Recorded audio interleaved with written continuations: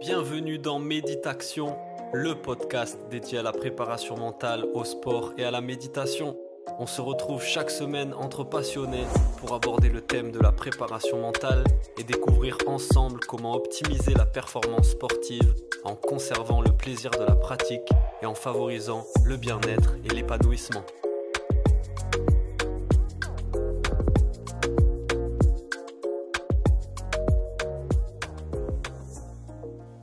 Et c'est parti, bienvenue dans le podcast Méditation. On se retrouve pour un nouvel épisode et qui dit nouvel épisode dit nouvel invité. Comme d'hab, aujourd'hui je suis vraiment content, j'aime déjà la discussion que je vais avoir parce qu'on va aborder un sujet qui n'a pas encore été abordé dans le podcast, toujours autour de la préparation mentale, mais cette fois-ci autour d'une discipline nouvelle dont on n'a pas encore parlé. Il s'agit du golf. Et avec moi donc j'ai Erwan. Erwan, salut, comment ça va? Salut Paul, ça va bien? Merci de me recevoir sur ton podcast, c'est cool. On Cool, va passer non, un bon mais moment. ouais, vraiment, je suis impatient de discuter de golf et de préparation mentale avec toi.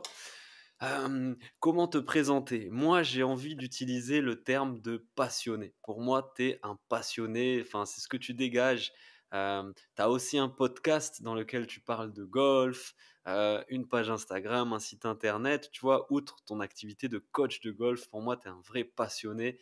Et ça fait plaisir parce que je le suis aussi et je pense que beaucoup des auditeurs le sont par leur sport, par le sport en général. Est-ce que le terme de passionné te convient, toi?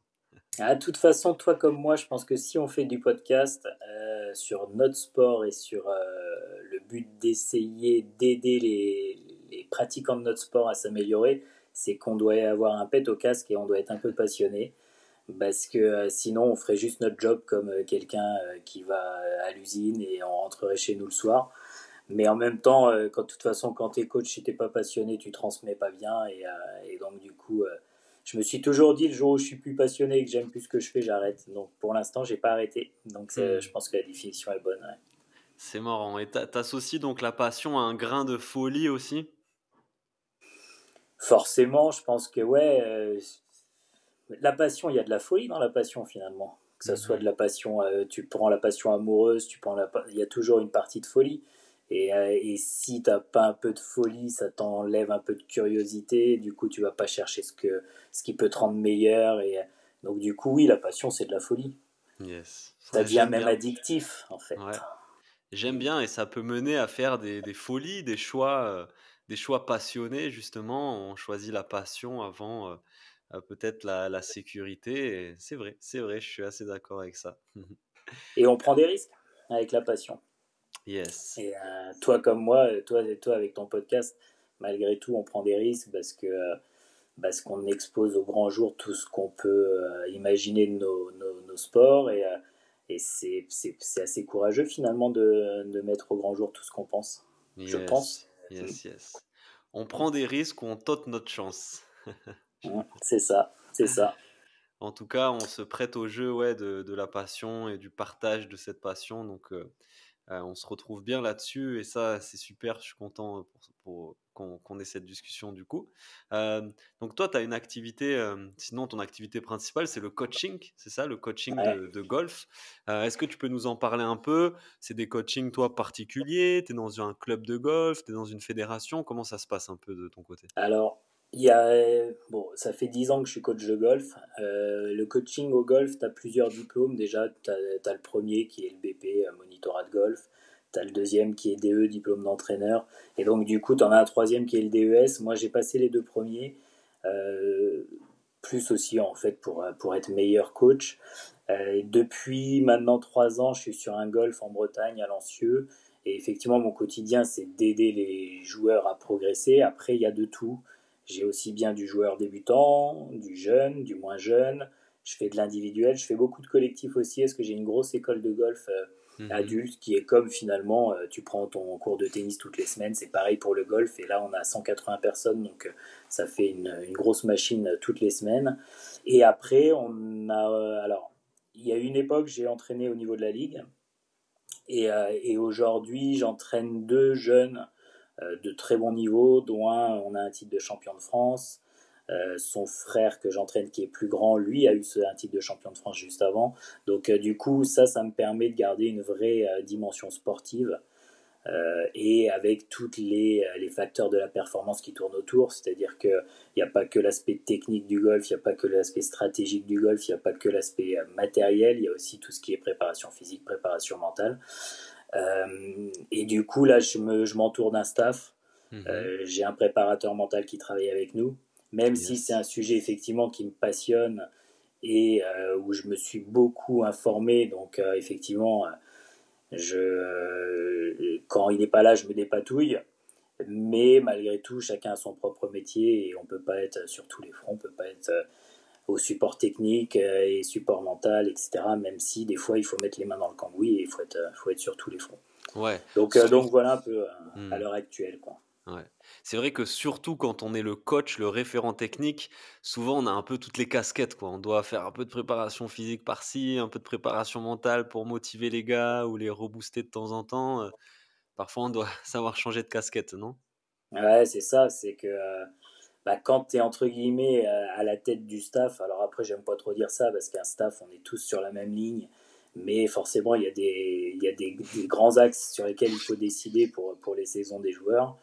Et là effectivement, quand tu es tout seul au moment présent, il faut réussir à rebondir et à trouver des parades sur les autres facteurs de la performance. Mais en même temps, finalement, comme tu partages beaucoup avec tout le staff, tu es un peu au courant de tout ce qu'ils sont en train de faire. Et du coup, tu sais sur quoi rebondir, tu sais ce qui se passe en fait. Donc, Ouais. c'est surtout de la bonne communication dans le staff. Et en général, après, Yes. il n'y a pas de raison que tu n'arrives pas à prendre les rênes sur un thème, quoi. Chouette, chouette, chouette, chouette. T'es coach de golf, mais avant tout, t'es aussi golfeur. Tu joues au Ouais, golf. Hmm. ouais, alors après, c'est souvent les cordonniers les moins bien chaussés parce que quand tu commences à avoir quand même pas mal de boulot au coaching, tu as moins de temps à l'entraînement. Mhm. Et donc, moins de temps à l'entraînement dit un niveau qui baisse. Et donc, Mhm. du coup, moins d'objectifs, moins de temps pour s'entraîner, moins de pratique. Donc, en fait, il y a un petit cercle infernal là-dedans. Et au golf, tu peux pas être joueur pro et coach, quoi. Tu peux, Yes. c'est une décision à prendre entre les Ouais. deux, sachant que moi, j'avais pas le talent d'être joueur pro. Le talent était vite fait et le choix était vite fait. Hmm. Et donc, du coup, aujourd'hui, j'adore jouer, j'adore faire des parties, mais j'y vais avec beaucoup de recul et du coup, finalement, ça m'empêche pas de bien jouer, mais avec des exigences moindres que si je m'entraînais tous les jours, quoi. Ouais, bien sûr, c'est vrai. Et je vois dans d'autres disciplines des coachs qui essayent de mener de front en même temps une carrière de coach et une carrière d'athlète. Et c'est sacrément challengeant, quoi. Ouais, c'est dur, hein, tu le vois souvent, même, je pense, les sports co et tout ça, souvent, tu as des entraîneurs-joueurs. Après, c'est souvent quand même des personnes, des joueurs ou des entraîneurs qui sont des joueurs Mhm. en fin de carrière ou des entraîneurs en début de carrière. Et ils arrivent à lier, mais en général, ça dure pas 40 saisons, hein. Ça fait une Mhm. saison et après ça switch. Donc, Ouais. ouais, je pense pas que tu puisses faire tout en même temps. Tu peux pas être performant sur deux métiers en même temps. Mhm. Donc faut choisir et ouais, le coaching, ça te prend déjà énormément de temps. Donc, si tu veux être bon là-dedans, autant passer ton temps à t'entraîner là-dedans, quoi. Ouais, sinon tu fais les deux choses, mais un petit peu à moitié, quoi. T'arrives pas à être à 100% dans les deux, quoi. Ouais, c'est ça, c'est Mhm. ça. Et du coup, t'es pas bon dans les deux, en fait. Ouais, ouais. Est-ce que tu peux recentrer un tout petit peu ta caméra? Parce que je te vois qu'à moitié. Comme ça, je te... Ah voilà, là je te vois super bien. C'est impeccable. Ah, je te Attends, je te vois vois plus plus. du tout, hein. Ouais, moi non La plus. caméra s'est coupée. Là, Ok, là c'est nickel. bon. Et donc, est-ce que tu peux nous dire d'où te vient cette passion pour le golf? Ah, ça remonte à longtemps. À longtemps. J'ai pas commencé très jeune, j'ai commencé quand j'avais 15 ans, je crois.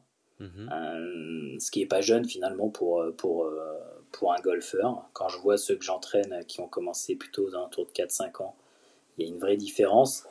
Et en fait, j'ai eu la chance d'avoir un membre de ma famille qui était directeur d'un golf. Et c'est quelque chose qui m'attirait depuis quelques temps. Alors pourtant, j'ai envie de dire, je vais pas dévoiler mon âge si facilement, mais ça remonte quand même quand j'avais 15 ans. Et à l'époque, on n'en parlait pas beaucoup du golf. Surtout pour les jeunes, c'était vraiment quelque chose qui était pas tabou, mais ça avait ce côté élitiste qu'il a d'ailleurs toujours un petit peu, et ça c'est bien dommage. Mais ça m'a tiré, et en fait j'ai passé un week-end chez lui, et j'ai adoré. Du coup, en rentrant, quand je suis rentré à la maison, j'ai appelé tous les golfs du coin, savoir qui pouvait, entre guillemets, qu'est-ce que je pouvais faire, dans quelle école de golf j'aurais pu rentrer, et c'est là où ça a commencé finalement. Et depuis, bah, alors il y a eu des périodes où, parce que j'ai eu une vie professionnelle avant de coacher au golf, donc là j'ai dû laisser un peu de côté le golf, je jouais un peu moins, mais je gardais toujours contact avec. Et voilà, mais sinon ça m'a toujours suivi, quoi. J'ai toujours été au contact de ce sport, et d'autres aussi bien évidemment, mais spécialement le golf, quoi. Ouais. Et à ton avis, cette passion, cet amour pour le golf, il est lié à quel aspect de ce sport en particulier? Qu'est-ce qui te plaît autant dans ce sport? Je dis souvent que ce sport, c'est un sport qui est super super dur. Et en même temps, en fait, souvent je le compare à une femme. Mhm. Je dis ça à mes élèves. Et quand tu as une femme, ou j'ai envie de dire même une personne que tu aimes, ça peut être un ami ou quoi que ce soit, qui est très lisse et qui dit oui à tout, en général, tu t'y accroches pas forcément. Mhm. Et le golf, c'est tout l'inverse. En fait, c'est pas lisse, ça dit jamais oui. Et en fait, à chaque fois que tu y es, tu te confrontes à des vraies difficultés. Déjà, tu te confrontes au parcours qui, lui, finalement, est en place, et lui, il reste le même tous les jours. Mais toi, tu as un corps humain qui bouge toute la journée et qui évolue de jour en jour. Et donc, du coup, tu te bats contre le parcours, et c'est d'une difficulté assez incroyable, parce que d'un jour à l'autre, tu peux avoir vraiment des niveaux assez différents. Et c'est ce qui finalement est attachant, c'est que tu n'as jamais fini ta quête, en fait. Tu as vraiment une quête de bien jouer, mais tu ne l'auras jamais fini, et tu peux toujours t'améliorer. Et, euh, et, en- et ouais, il y a ce côté qui est grisant, quoi. Et tu es Mhm. capable sur un coup, même en débutant, tu es capable sur un coup de taper le même coup que Tiger Woods à l'époque. Mais lui, il le tape tout le temps, et toi, tu le tapes une fois tous les 2 ans, quoi. Mhm. Mhm. Et tu te dis, mais je suis capable de le faire, je vais y arriver. Et en fait, tu te bats pour y arriver, mais tu n'arrives pas à le répéter autant que lui, quoi. Ouais. Donc, il y a vraiment un côté un peu résistance, qui fait que ceux qui sont un peu compétitifs, ils accrochent, et c'est une drogue, quoi. Ouais, c'est marrant, on pourrait faire le parallèle avec le jiu-jitsu brésilien parce que c'est souvent ce qui est mis en avant, c'est l'aspect infini technique. C'est vraiment un jeu infini. Certains disent même la ceinture noire, c'est le début du jeu, quoi. Parce que même en ayant ce niveau-là technique, tu te rends compte que derrière, ben, il y a encore tout un monde qui s'ouvre à toi et tu pourras toujours, toujours, toujours progresser, affiner ta technique, quoi. Ouais, non, c'est vrai ce que tu dis souvent, tu vois, je prends l'exemple de. Bon, quand tu es coach, tu es considéré comme professionnel parce que tu vis de ce sport, mais donc tu as quand même atteint un niveau, tu vois, dans les classements au golf, le premier classement c'est 54, qui est le plus haut, et plus tu descends en chiffres et proche de zéro, plus tu es, entre guillemets, bon, au Mhm, niveau amateur, je parle. Et donc, mhm, du coup, moi, avant de passer pro, j'étais zéro. Donc, j'avais atteint. Alors, tu peux aussi être en dessous de zéro, mais en gros, quand tu atteins le zéro, c'est que tu commences à taper la balle correctement. Mais souvent, je dis à mes élèves qui sont à 54 ou dans ces eaux-là, je leur dis, en fait, le gap qu'il y a entre vous et moi, c'est le même qu'il y a entre moi et ceux de la télé, quoi. ok. Et comme tu dis, tu vois, finalement, la ceinture noire, c'est peut-être celle du zéro. Mhm. Et si tu veux aller exceller, bah, t'en as encore de la marge, quoi. Ouais, c'est clair. Ouais. Le golf, j'ai l'impression que c'est un sport, comme tu le disais, donc très exigeant techniquement, mais j'ai l'image aussi d'un sport qui est très exigeant mentalement. Je saurais pas décrire exactement pourquoi j'ai cette image. Qu'est-ce que tu peux nous dire là-dessus, toi, à quel point le golf peut être un sport exigeant mentalement selon toi et pourquoi? Alors déjà, quand tu prends un parcours de golf qui dure à peu près allez, 4h30 en Mhm, moyenne, ça dépend des parcours, ça dépend des joueurs, ça dépend du niveau, mais disons une moyenne de 4h30, un joueur moyen va te sortir à peu près 90 coups, 100 coups, allez, disons 100 coups. Joueur vraiment moyen amateur. Le coup, il dure à peu près 1 seconde et demie. Mhm. Donc, t'imagines bien que ça fait, allez, 150 secondes de technique. Allez, disons 200 secondes. Ça représente quoi? Ça représente 4 minutes. Et pendant 4h30, donc tu comptes 4h20, c'est que dans la tête. Ok. Donc, effectivement, c'est hyper mental. Oui, c'est technique au moment du coup, mais un parcours, c'est 4 heures, 4 heures mentales, quoi. Et Ouais. c'est ce qui rend aussi ce sport hyper difficile, c'est qu'il faut réussir à être bon dans la seconde où tu dois la taper, la balle, mais pour être bon dans cette seconde-là, il faut que dans les 4 heures où tu fais que de penser, il faut être bon aussi, quoi. Et la prépa mentale, je pense que d'ailleurs, le golf a été un des premiers sports à vraiment intégrer la prépa mentale, Mhm. je pense. Il y a encore des sports, ils ont du mal à l'avouer, ils ont du mal à l'intégrer. Mhm. Alors que le golf, ça y est, on le dit, on l'intègre. Tous les joueurs, tu vois, même là, moi Théo, que je suis depuis 3 ans maintenant, il a 15 ans là, donc on a commencé à intégrer la prépa mentale à l'âge de 13 ans, 12-13 ans. Et c'est pas un tabou, c'est juste un besoin, quoi. Si t'es pas préparé mentalement sur et là on parle juste d'un parcours 18 trous. Et quand c'est un tournoi, c'est 4 tours, donc t'imagines bien que l'aspect mental c'est prioritaire. Souvent, il y a des, bon, il y a comment dire, des citations golfiques. Il y a il y en a une qui ressort souvent. J'ai plus exactement le terme, mais on dit que le golf se joue sur 20 centimètres et en fait c'est l'espace entre les deux oreilles, quoi. Mhm. Donc, Ouais. ça veut dire ce que ça veut dire. On le sait très bien aujourd'hui que l'aspect mental au golf est prioritaire. D'où l'importance quand tu es coach, même technique, d'avoir ce côté mental. D'ailleurs, moi, je suis équipé d'outils pédagogiques au niveau mental, Mhm. qu'ont des prépas mentales, mais moi que j'utilise dans mes cours techniques. Ouais, bien sûr, toi, les notions, la compréhension de tout ça est importante, même pour toi. Et je comprends mieux, du coup, c'est vrai. Donc, à la fois, tu dois être hyper concentré, hyper précis dans la seconde où tu fais ton coup. Et ensuite, derrière, ben, tu as tout ce temps-là pour ruminer sur un mauvais coup ou pour avoir une sorte d'anxiété sur le coup qui va venir, quoi. Ouais. Et c'est ça, et en fait, il faut réussir à se battre contre ça, parce que tu peux pas rester. Tout le monde, souvent des élèves me disent, je suis pas assez concentré, il faut que j'arrive à être concentré, mais de toute façon, tu peux pas être concentré 4h30, ça existe, personne n'est capable de Mhm. faire ça, c'est pas Mhm. possible. Donc il faut réussir au contraire à faire du switch on-off, c'est-à-dire à un moment je suis concentré, à un moment je le suis plus, et le mettre au bon moment, et comment je le fais, etc. C'est ouais, comme tu dis, il faut réussir en plus à bien se détacher des résultats, parce que tu rates des coups, c'est sûr. Si tu le remines pendant 5 trous, c'est mort. Il faut réussir à se repositionner dès le coup d'après pour se mettre dans les bonnes conditions. Et effectivement, là, on a pas mal de process pour le faire. Mais ouais, c'est vraiment un vrai combat. Et on parlera même un peu plus tard, garde ça en coin de la tête, mais le golf, c'est un des sports où on parle de hips. Et il y en a dans d'autres sports, mais il est vraiment mis en avant dans le golf. On en J'ai pas reparlera tout à l'heure. la ref Ips. Hips, YIPS, en fait, c'est un geste incontrôlé, un afflux nerveux incontrôlé qui fait que ton corps fait un mouvement que tu veux pas et qui te fait merder. Ok. Comme Ouais. ça peut Et ça, arriver c'est. aussi dans la vie de tous les jours, non? Une Ouais, maladresse, mais. quoi? Ouais, oui, sauf que une maladresse, elle n'est pas anticipée. Tu vois, là, typiquement, c'est des gestes. Tu te retrouves à avoir un putt, donc le dernier coup sur le green, tu as 20 centimètres.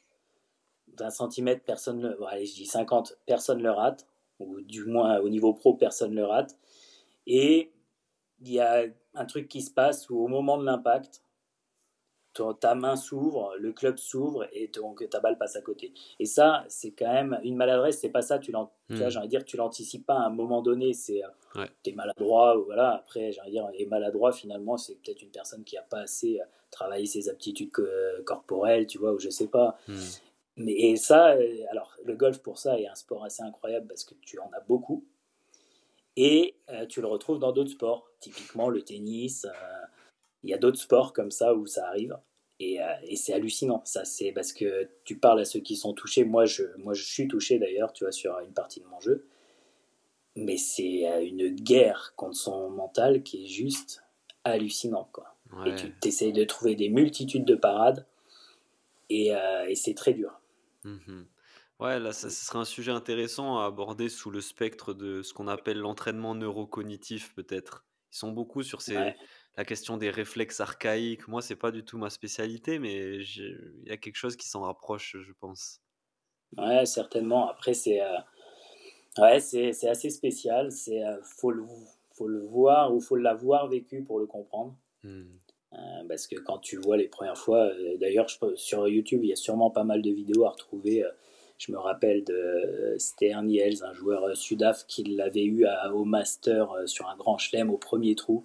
Il arrive en 2 sur le green, il doit faire 4 putts alors que c'est des petits coups parce que il fait des allers-retours, il les met dans tous les sens, quoi. Et il n'arrive pas à la mettre dans le trou, quoi. Ah ouais. Et Et là ça, tu te dis, ouais.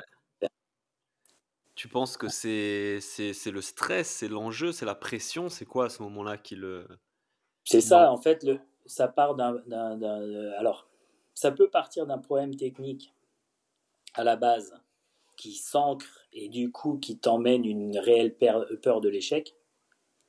Et en fait, la peur de l'échec par rapport au problème technique et ainsi de suite, ça fait monter tout un truc, toute une sauce qui fait qu'après ton corps, effectivement, il sait plus où il est à ce moment-là, l'afflux nerveux est plus du tout le bon.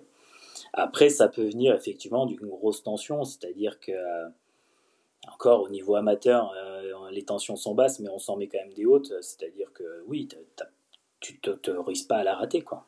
Hmm. Tu Ouais. t'autorises pas à rater le coup, et quand tu t'autorises pas à le rater, bah forcément, il y a une pression en plus, et qui fait que derrière, ça peut déclencher. Moi, je sais, tu vois, sur le type de coup dont j'ai ce problème-là, si personne me regarde, que entre guillemets, je la fais sans avoir de cible, sans rien en avoir à faire, avec aucune notion résultat, je rate pas le coup. Hmm. Hmm. Tu me mets devant 50 personnes, il faut que je le mette absolument à côté du trou parce que pour mon score c'est nécessaire.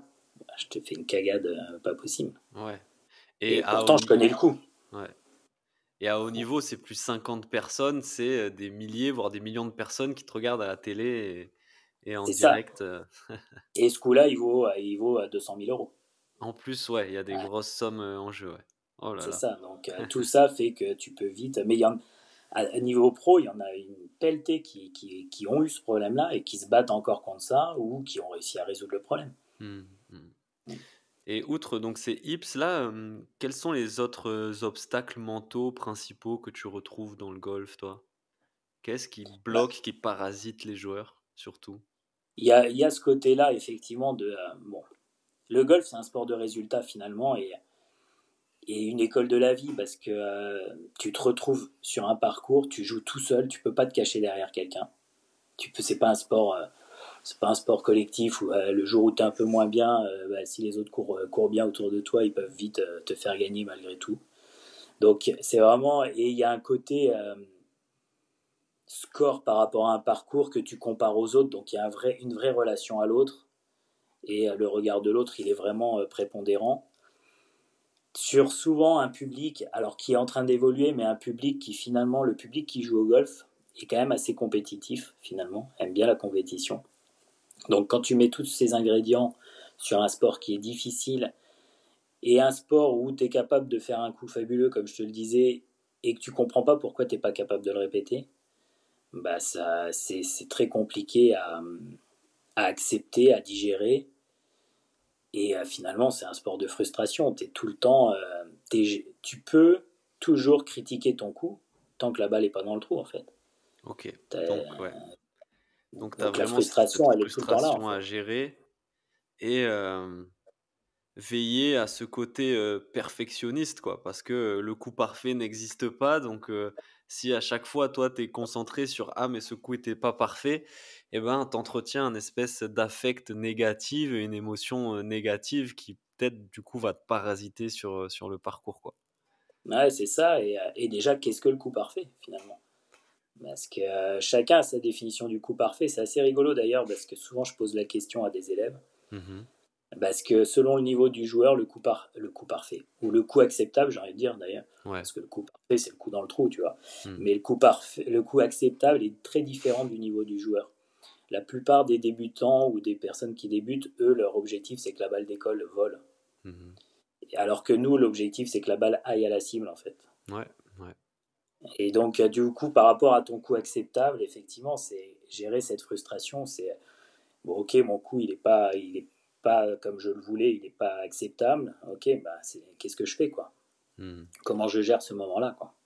Et essayer peut-être de graduer ça à différentes échelles. Bon, il y a le coût acceptable, moyennement, un peu moins, un peu moins, un peu moins, tu vois. Comme ça, il n'y a pas Alors, juste celui-là il est bon, celui-là il est nul, quoi. Il y a différents ouais. degrés, tu vois, il est plus ou moins bon. Et déjà, peut-être ça peut aider Mais à est-ce que, relativiser. ouais, et en même temps, est-ce qu'il faut, si tu commences à analyser tes 100 coups à chaque fois, tu vas sur le parcours, après chaque coup, te dire alors, celui-là, il est comment? Il est moyennement acceptable ou pas? Tu vois, tu vas rester beaucoup sur ce que tu as fait. En fait, je pense que quand le coup est parti, de toute façon, il est parti. Ouais. Bon, tu analyses le coup parce qu'il faut quand même que techniquement, tu puisses l'ajuster derrière s'il y a besoin. Mhm. Et après, tu tires le rideau, quoi. Tu Ouais. passes à autre chose, quoi. Ouais, bien sûr. Mais après coup, peut-être en fin de partie, tu analyses un petit peu. Mm. Je Bah, pense aux échecs, du coup, justement, en fin de partie, ce qui est bien, c'est que tu as l'ordinateur qui t'aide à analyser tes coups et qui les évalue, qui les gradue avec un système de notation aussi, à quel point ils étaient puissants ou pas, et qui te propose des meilleurs coups auxquels tu n'avais pas forcément pensé, quoi. ouais, ouais, alors du coup, au golf, ce qu'on utilise, c'est les statistiques dans ce cas-là, tu vois, Hmm. qui nous permettent d'avoir une vision totalement objective de ta partie. Et c'est pas sur du sensation. Parce que souvent, on garde en sensation les up and down, c'est-à-dire le gros mauvais coup ou le très très bon coup. Et après, l'avantage des statistiques, c'est que ça te permet de te mettre vraiment, de savoir exactement ce qui a été Hmm. bon ou pas bon finalement. Ouais, ouais. Donc ça, on les a. À haut niveau, elles sont suivies par des personnes déjà sur le parcours, et en plus les joueurs, et en plus les caddies qui sont avec eux. Et amateurs, effectivement, à tout niveau amateur, on essaye de les intégrer tranquillement pour avoir une vision très objective, quoi. Ouais, ouais. Comme tu disais, le golf a été un des premiers sports à vraiment se tourner vers la préparation mentale. J'ai l'impression que c'est aussi un des premiers sports à s'être tourné vers tout ce qui est la méditation, la mindfulness, et j'entends souvent ce concept de zen golf. Est-ce Ouais, que c'est quelque chose que tu as observé ça aussi? ouais, je pense. Ben, après, en même temps, préparation mentale. Tu vois, quand on parlait des 4 heures sur le parcours, le entre-coup, il faut être dans le moment présent. Mmh. Il faut apprendre à être dans le moment présent. Tu peux pas. On l'est quand on est bébé, quand on est enfant. Mais sinon, depuis qu'on a commencé à évoluer, à grandir, on l'a complètement perdu cette histoire-là. Donc, du coup, il faut la réapprendre. Et effectivement, c'est pour ça que les prépas mentales dans le golf travaillent beaucoup à base de respiration, méditation, pour finalement réussir à recréer ce moment présent et en avoir conscience pour que sur le terrain on l'utilise. Mmh. Et c'est sûr que, alors, la respiration, tous les joueurs l'utilisent, ça c'est une certitude à haut niveau et à très bon niveau. Méditation, c'est de plus en plus utilisé. Je sais pas, je pourrais pas sortir un pourcentage. Au niveau amateur, pas forcément. À la limite, t'en as, mais c'est pas forcément des personnes qui l'ont fait pour une meilleure performance. C'est des femmes qui le font naturellement ou des hommes qui le font naturellement et qui s'en servent du coup sur le golf. Mais Ouais. c'est sûr que le moment présent, c'est un vrai, vrai challenge et c'est pas simple si tu sais pas comment le faire, quoi. Mmh. Toi, Et tu pratiques la méditation? ouais, j'essaye. Alors après, il y a une époque, je pratiquais tous les matins. C'est vrai que j'ai un peu lâché le fil. J'essaye. Alors après, sinon, je me fais souvent dans la journée des breaks de cohérence cardiaque, des choses comme ça. En fait, j'essaye Mmh. toujours de trouver des moments de revenir dans le présent. Alors c'est une manière c'est vrai que la méditation, ça te permet de te poser un peu plus. Mais oui, oui, j'ai toujours des apps de méditation sur mon téléphone, Ouais. des outils de respiration aussi, parce que ne serait-ce que pour la vie de tous les jours finalement, c'est Mmh. pas Pour que le pour le golf, quoi. bien-être, l'équilibre, Ouais. clairement. Mais sur la performance, là, tu vois, avec ce qu'on dit, je me rends compte à quel point peut-être ça peut être intéressant et pourquoi certains sont vraiment appropriés. Parce que la méditation de pleine conscience, la mindfulness, c'est vraiment un entraînement à la concentration, à la reconcentration. Donc, il développe des capacités, de nouvelles connexions neuronales et des vraies capacités de concentration et de reconcentration. Et quand à la fois, tu me dis que dans un moment très court, au moment de ton coup, il faut être super, super concentré, faire abstraction de tout ce qu'il y a autour, des pensées aussi qui peuvent te venir pour être concentré sur ta technique, peut-être ta posture et tout ça. Et que aussi, le reste du temps où tu attends ton prochain coup, eh ben, il faut que tu fasses gaffe à pas trop partir à gauche, à droite, ruminer, ou en tout cas, quand justement, quand tu pars, prendre conscience que tu es en train de partir pour revenir à l'instant présent, bah, c'est là que cet entraînement quotidien de la pleine conscience peut être intéressant, j'ai l'impression. Ouais, c'est clair. C'est clair, il y a pas mal de joueurs, ça c'est sûr, qui l'utilisent. Après, là où ça commence à venir, mais forcément, les bons joueurs amateurs sont des jeunes joueurs. Mmh. Je pense, je me remets à leur âge, tu vois, quand tu as 14-15 ans, que tu es bon dans un sport, et là qu'on te dit, bon, tu vas faire de la prépa mentale. Ok, bon, déjà, tu sais même pas à quoi ça va te servir au début. Donc, ils se mettent à la prépa mentale. Tu leur apprends à respirer. Bon, ils le font et ils s'en servent, mais en même temps, ils en ont pas conscience de tout ça. En fait, je pense que tout ce qui est pleine conscience, respiration, nous, on en a vraiment conscience parce qu'on a vécu des choses dans nos vies, parce que on sait que dans notre vie, ça nous fait du bien, donc on sait très bien ce que ça va apporter sur le terrain, etc. Mais un gamin de 14-15 ans, bah, tant qu'il ne l'a pas essayé, alors c'est à nous de lui faire essayer, de l'emmener tranquillement vers, mais au début, pour lui, à mon avis, c'est un truc lunaire, quoi. Ouais, ouais, c'est ça. Et puis tous les clichés, tous les a priori qu'il peut y avoir derrière, tu vois. On imagine un moine bouddhiste méditer dans sa grotte, des trucs un peu justement ésotériques, spirituels, alors que si tu vois ça juste comme un entraînement à la concentration, de la répétition, quoi, comme quand tu t'entraînes à taper dans ta balle de golf ou à soulever des charges, tu renforces ton corps, tu renforces ta technique, ben là tu renforces ton cerveau, en tout cas l'aspect concentration, quoi. C'est peut-être la Ouais. manière de le présenter aussi et l'éducation qu'il y a à faire, sur cet aspect-là, quoi. Et c'est les coachs, c'est à nous de le faire, ça. Mais Mmh. c'est vrai qu'on l'emmène de plus en plus, tout le monde l'emmène de plus en plus. Mais effectivement, c'est pas évident. Moi, j'ai un super outil que j'utilise. Je sais pas si tu connais le Focus Band. Je connais le bandeau Muse, moi. C'est un peu pareil, Ah, tu mets le bandeau c'est, ouais, ça contrôle ton activité cérébrale entre le cerveau droit et le cerveau gauche. ouais, ouais, moi je Ouais, connaissais le Muse, bandeau Muse, je crois, qui est un peu dans ce d'accord. style.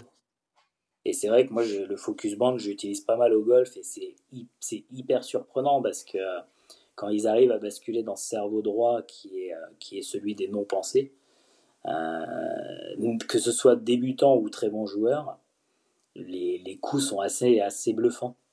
Et du coup, il y en a, quand tu leur fais l'expérience et qu'ils se rendent compte, derrière, il y en a beaucoup qui se disent ok, ok, il y a peut-être un truc à faire là-dedans. Et du coup, il y en a pas mal qui se mettent à l'utiliser. Mmh. Alors, parce qu'après, je leur donne deux, trois techniques pour essayer de se mettre dans le verre, et c'est assez passionnant. Et c'est là où tu te rends compte effectivement que réussir à se mettre dans ces états, entre guillemets, méditatifs, bah, pour la performance, c'est idéal. D'ailleurs, j'ai peu été, mais je l'ai été dans la zone au niveau du golf, tu es dans un état méditatif. Ouais. Tu es sur un nuage, tout va bien, tu regardes la cible, la balle elle y va, et Mmh. tu te poses zéro question en fait. Tu Ouais. sais, tu planes quoi.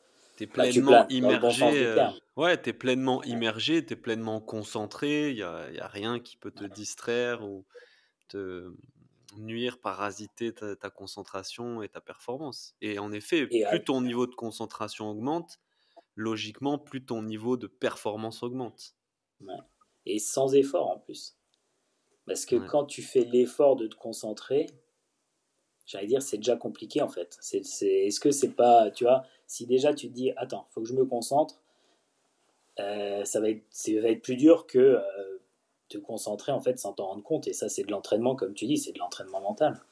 Si tu t'entraînes et que tu as l'habitude de switcher à une concentration totale, à être vraiment là et présent, à des pensées qui partent à droite à gauche, bah, si tu es habitué, ça va beaucoup plus vite et tu t'en rends même pas compte en fait. Hmm. Mais oui, il y a un vrai truc là-dessus dans le golf qui est vraiment en train de se développer, heureusement. Et je pense qu'on est qu'au début de l'histoire là-dessus. Ouais, ouais.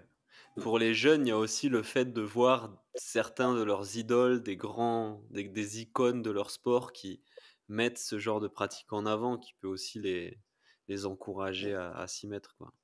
Ouais, c'est clair. Bah, c'est comme dans le golf, la prépa physique est arrivée grâce à Tiger Woods. Ok. Parce qu'avant Tiger Woods, il y en avait, mais c'était pas forcément très visible. Tu avais beaucoup de joueurs qui même n'avaient pas forcément un corps d'athlète. Mhm. Depuis Tiger, aujourd'hui, si tu regardes tous les joueurs, c'est des vrais athlètes, des vrais sportifs de haut niveau. Mhm. Et effectivement, quand maintenant, les jeunes, quand tu leur dis prépa physique obligatoire, entre guillemets, bah, pour eux, ça tombe sous le sens parce que ça y est, tout le monde s'y est mis, quoi. Ouais. Mais on en reparle, tu mettais ça 20 ans en arrière, il n'y a aucun Mhm. jeune qui voulait faire de la prépa physique, hein, ça servait à rien, quoi. Ouais, ouais, c'est très Donc juste. prépa mentale, c'est pareil. Et je trouve qu'au golf, pour le coup, prépa physique, prépa mentale, c'est quasi arrivé en même temps, ou du moins, tu vois, ça se suit quand même plutôt pas mal, quoi. Ouais, Donc, ouais, euh, ouais. donc c'est bon signe, quoi. Cool. Ben, les golfeurs ont tout compris. Je pense pas, mais je pense on a compris que si on n'avait pas ça, on n'allait pas performer, quoi. Mm, mm. Et puis, comme tu dis, le golf, c'est tellement individuel que tu peux pas te réfugier derrière une équipe, derrière... T'es vraiment seul face à toi-même, quoi. C'est ça, et en plus, tu as un temps de réflexion. Tu vois, je prends l'exemple du tennis. Tu es tout seul, Mm. sauf que tu es en réflexe. Tu as une balle qui arrive, tu cours, tu la retapes, et tu sais pas où elle va être, etc. Là, au golf, tu arrives sur une balle qui est immobile. Donc, il n'y a pas de réflexe. Et tu as le temps de cogiter avant de taper ton coup. On a 40 secondes pour jouer. Dans les 40 secondes, tu as le temps de... Tout peut passer, en fait. Et c'est la complexité aussi du sport. C'est-à-dire que quand tu es en réflexe, bah, ton corps, il n'a pas le temps de réfléchir. Tu vas chercher la balle, tu mets un coup droit parce qu'elle est à droite, etc. etc. Au golf, tu as le temps de réfléchir à quel coup tu vas faire. Tu as le temps de réfléchir 1000 fois à comment tu vas la rater, où tu vas la mettre dans l'eau, tu vas la mettre. Et en fait, c'est ça qui nuit vraiment au coup derrière. C'est un peu comme le penalty au foot. Ouais, je pensais à la transformation au rugby aussi. Pareil, pareil. Et d'ailleurs, tu vois, nous, on a un vrai process dans le golf qu'on appelle la routine, Mhm. qui est tout ce process d'avant-coup, Ouais. qui dure à peu près 25 secondes, dans lequel tu mets la prise d'information, le choix du club, le choix du coup, un moment de respiration, revenir au moment présent, un coup d'essai et après tu frappes la balle. Et cette routine-là, bah, ceux qui tapent les transformations au rugby, ils ont la même en fait. Ouais, Et je le vois, je ouais. connaissais des coachs de golf qui entraînaient les botteurs de rugby. Mhm. On est vraiment sur la même chose et je pense que les tireurs de penalty, c'est un peu la même histoire aussi. Ouais, ouais, ouais. Tu Mais vois, pour tireur moi, de pénalty, t'as un gardien en face. Alors que golf, ouais, rugby, voilà, tu vises une cible. Et t'as raison. rugby, la cible est toujours la même à peu près. C'est juste l'endroit du terrain d'où tu tapes qui est un peu différente. Alors que golf, comme tu dis, il y a les paramètres de où tu veux l'amener et de ce qu'il y a en face et de où elle va tomber et tout. Ouais. Donc, et encore plus de... Ah, c'est clair. C'est vrai, t'as peu de sports comme ça, à mon avis, où tu as un temps de réflexion avant d'aller faire le truc, quoi. Après, si, tu vois, je pense le saut à la perche, typiquement, ça peut être aussi un truc, parce que je pense que quand ils sont au bout de la ligne, ils ont le temps de réfléchir, ils ont le temps de voir le truc, de visualiser, etc. Mhm. Il y a des sports comme ça, mais tous les sports à réflexe, pour moi, ils sont plus faciles, en fait, Ouais. Et mentalement parlant, quoi. ouais, ouais, ouais, bien sûr. Et cette question de la routine, donc, on voit à quel point elle est importante justement pour à chaque coup être dans les meilleures dispositions. Donc, ça demande de bien se connaître aussi. Est-ce que moi j'ai besoin de respirer? Est-ce que j'ai besoin de me booster un peu? Au contraire, de me calmer? Qu'est-ce que j'ai besoin de me dire? Tu vois, qu'est-ce qui peut en termes de discours interne aussi, qu'est-ce qui peut m'encourager? Qu'est-ce qui peut me mettre la pression? Donc, ça demande de bien affiner ça aussi au fur et à mesure, j'imagine. Ouais, c'est clair. Tu vois, les routines, bon, une fois que tu as calé ton process et que tu le connais, c'est le même à la seconde près. Ouais. Et tu le fais tout, tu le déroules. Et en fait, une fois que tu sais que c'est le bon process, sur des coups un peu chauds, tendancieux, avec un peu de pression, tu te poses qu'une question, c'est je vais faire bien mon process. C'est-à-dire que tu te concentres que sur comment tu fais ta routine et être sûr de rien rater en termes d'étapes de routine. Comme ça, au moins, tu es focus sur ce que tu es en train de faire. Ouais. Maintenant, effectivement, quand tu débutes, souvent, tu as un coup d'essai et c'est tout. Et au fur et à mesure, tu commences à intégrer des choses, tu commences à intégrer les prises d'informations pour savoir ce que tu vas faire, visualiser un peu le coup que tu veux faire. La respiration, pour le coup, elle arrive quand même assez tardivement, je trouve. Elle arrive à un niveau un peu plus bas, malgré qu'effectivement, il y a plein de gens qui en auraient besoin dès le démarrage. Et comme tu dis, le discours interne, mais ça, c'est un combat hallucinant, je pense. Ouais. Interne et externe, tu vois, moi je connais des joueurs aussi qui vont ouvertement se flageller, quoi. Et ils vont rater un coup, ils vont dire mais quel connard, t'es nul. Et là tu te dis mais ça commence mal en fait, ça commence mal parce que si déjà tu te critiques toi-même, ça va être dur pour derrière faire de toi le joueur que tu veux être, un bon joueur et la personne que tu veux être, quoi. Donc c'est assez complexe et ça tu le vois pas trop. Je trouve aussi dans d'autres sports c'est pas souvent évident. Tu vois, la course à pied, tu fais un semi, tu fais pas le temps que tu as voulu. À la fin, tu vois pas les mecs qui se tapent dessus en se disant putain t'es une vraie merde, qu'est-ce que t'as fait, t'as pas couru, tu vois. C'est un peu. Au tennis, on le voit ça. Il y en a Ouais, au les tennis on le cassages de voit un peu. raquettes. Je sais pas s'il y C'est a des clair. Ouais. cassages de clubs au golf. Si, il y en S'il a, y en mais a. bon, comme ça coûte cher, c'est comme les raquettes. Il y a un moment, comme ça coûte un peu cher, Ouais. il y en a qui le font pas, mais il y en a, ils pètent des clubs, ouais. Mais Ouais. bon, quand tu arrives là, déjà, quand tu le jettes, le club, c'est pas bon signe, quoi. C'est que tu n'arrives pas à gérer cette frustration, quoi. Ouais, ces émotions, parce que ça procure énormément d'émotions et donc faut pouvoir gérer tout ça, ouais, complètement. Ouais. Et en même temps, tu vois, je prends l'exemple d'un joueur là que j'entraîne, qui est jeune, qui forcément a un côté un peu, comment dire, qui peut vite monter en régime. Impulsif. Ouais, un tout petit peu, mais impulsif de jeune, tu vois, Ouais, pas plus que ouais, bien ça. sûr. Et je sais que ce joueur, il a besoin de se vider, tu vois. C'est-à-dire que s'il rate un coup, il a besoin de l'exprimer, il a besoin de le vider, il a besoin de gueuler, il a besoin.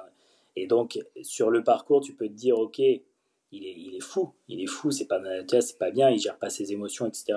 Mais aussi, il en a besoin pour derrière revenir dans la partie, avoir tout lâché, voilà. Et il faut toujours trouver, à mon avis, cet équilibre, c'est-à-dire que moi, ce que j'aime bien chez les joueurs, c'est qu'ils équilibrent leurs émotions. C'est pas qu'il soit neutre. Moi, un joueur neutre, c'est pas normal. Tu vois, quand tu regardes au tennis, ce qui était génial, c'était les McEnroe, les Agassi, les mecs, ils étaient pas neutres. Les Henri Lecomte en France, les mecs, ils sont loin de la neutralité. Mais par contre, ils arrivent à être fous de rage quand ils ratent un coup, mais fous de joie quand ils réussissent un coup. Tu vois. Ouais. Et très Et vite se si, remettre dedans. J'écoutais une interview très récente là de Djokovic qui disait ouais, moi je gère mon calme et tout ça, mais à un moment donné, quand ça monte, je gueule un bon coup. Mais ce qui fait la différence, c'est ma capacité à vite revenir après dans un niveau d'émotion plus stable. Mais quand il a ouais. besoin, il dit il faut que ça sorte, je gueule un bon coup et après je me remets dedans. Ouais, c'est clair, parce que si tu rumines, tu vas jamais revenir dedans, en fait. Hmm. Donc, il y en a, ils ont vraiment besoin de péter une vraie gueulante, et derrière, effectivement, ils reviennent, et c'est bon, c'est fait, quoi. Ouais, Et ça fait d'eux des joueurs. C'est quand même, moi, je trouve que même pour le spectateur, un joueur à caractère, c'est quand même beaucoup plus sympa, quoi. C'est un être humain, quoi. Et on est tous pareils. Il y a des moments, on n'est pas neutre, hein, on n'est pas plat, hein. Il y a des moments où tu vas péter des grosses gueulantes dans ta vie de tous les jours, etc. Pour, ça y est, c'est bon, j'ai tout lâché, je reviens, quoi. c'est vrai. Et dans tout, à mon avis, au golf, il faut vraiment l'avoir. Et c'est pour ça que, tu vois, moi, il y a des coachs que je connais qui sont pour une neutralité des émotions. Et moi, je suis totalement opposé, entre guillemets, parce que c'est pas l'être humain, en fait. Tu peux pas être neutre, quoi. Ouais, tu as des émotions de toute façon, hein, on est des êtres émotionnels. Mais justement, ceux qui sont un peu plus rationnels sont peut-être ceux justement qui acceptent ça, que de toute façon ils sont sous l'emprise de leurs émotions et que parfois ça déborde un peu, mais qui arrivent à très vite identifier ça et donc à retrouver un niveau d'équilibre assez rapidement, quoi. À trouver une façon soit de l'extérioriser, soit de le gérer. d'être dans des Ouais, c'est conditions. clair. Et au golf, tu vois, il faut qu'effectivement, coup d'après, tu puisses revenir dans le jeu, quoi. Ouais. C'est pas, tu vois, c'est comme, on reprend l'exemple du tennis, mais le tennis, j'ai envie de dire, tu rates un point, tu peux en rater un deuxième, allez, tu perds un jeu, t'as pas perdu le match, quoi. Mhm, mhm. Tu peux Ouais. même perdre un set, t'as pas perdu le match. Au golf, tu rates un trou, mais une cata sur le trou, t'as fini le tournoi, il est mort, il est plié, quoi. Ah là là, ouais, ça c'est dur. Donc Ça c'est c'est dur. pas la même tension aussi, tu vois. Ouais. C'est comme les sports co, tu peux te faire mener tout le match et finalement gagner le match, quoi. Exactement, c'est-à-dire que ta performance dans beaucoup de sports ne détermine pas forcément ton résultat. Dans les deux sens, hein. Tu peux faire la plus Mm. belle performance de ta vie, mais t'es pas garanti de gagner. C'est la dure loi du Ouais. sport. L'autre a été meilleur, tu as fait une petite erreur. Tu peux faire une performance dégueulasse, tu peux quand même gagner, parce que l'autre a fait une Mm. erreur. Voilà. Alors que au golf, de ce que je comprends, ça paye cash. Mm. Performance égale résultat de toute façon, quoi. Et en même temps, tu as beau être très performant, comme tu dis, il y en a un qui peut être meilleur que toi. Oui, ça oui. Mais sur ton Donc, résultat à toi, ouais. il est directement en lien avec ta performance, quoi. Ouais. Et ça, c'est dur Ouais. Ouais. parce que ça veut dire que tu n'as pas le droit à l'erreur, en fait. Mhm. Si tu veux faire une belle partie, ou une erreur qui pénalise pas trop, quoi. Donc, Ouais. Donc celui c'est bon. qui est le plus performant en golf est celui qui fait le moins d'erreurs ou les moins grosses erreurs? Mm. Ouais. Ouais, c'est clair. Celui qui fait le moins d'erreurs, ça c'est une certitude. Si tu fais des erreurs qui coûtent pas cher, tu t'en sortiras quand même au niveau score. Ouais. Mais c'est pas simple de. C'est pas simple. C'est vraiment pas simple. Oh là là, c'est dur. Il faudrait que j'essaye le golf. Ah bah oui, il faut essayer. Ça me Ouais, donne envie pour s'en rendre d'essayer compte, il faut essayer. parce que tu vois, je m'en suis rendu compte avec les échecs récemment. Je me suis mis aux échecs là il y a quelques mois. Et je Ouais. pense être quelqu'un qui gère plutôt bien ses émotions, tu vois, méditation, je pratique la méditation, je suis quelqu'un de plutôt calme, posé, j'ai fait beaucoup de sport, beaucoup de compétitions dans plein de sports. Et je me suis rendu compte que les échecs, ça pouvait me mettre dans un état, c'est ouf, quoi. Parce que je sais pas, c'est quelque chose de nouveau, c'est un travail très mental, très intellectuel. Et t'es là, tu te fais ridiculiser par un mec du Bangladesh qui a 12 ans en ligne et tu te dis ah merde, c'est fou. Et donc quand tu changes Ouais. totalement de pratique, d'effort, quoi, donc ça peut être intéressant aussi pour être plus complet, quoi. Ouais, c'est clair.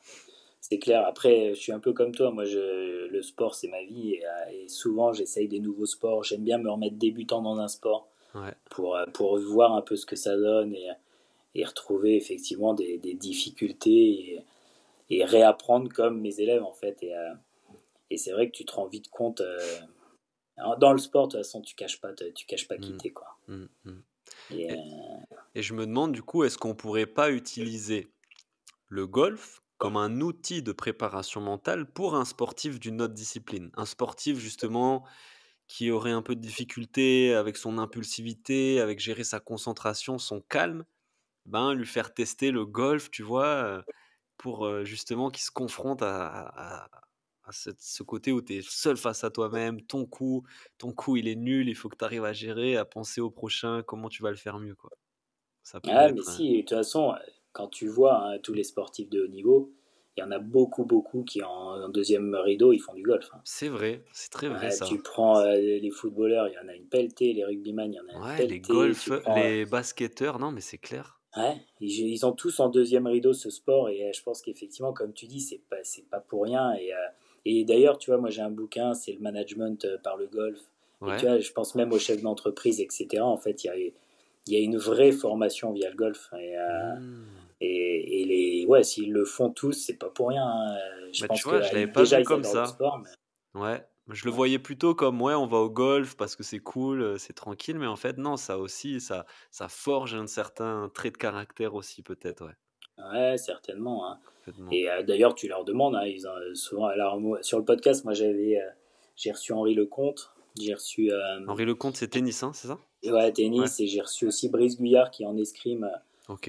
était champion olympique. Et quand tu leur parles du golf, effectivement, pour eux, ça a été une aide. Et aujourd'hui, bon, bah, c'est leur activité aussi, pas principale, mais ils continuent.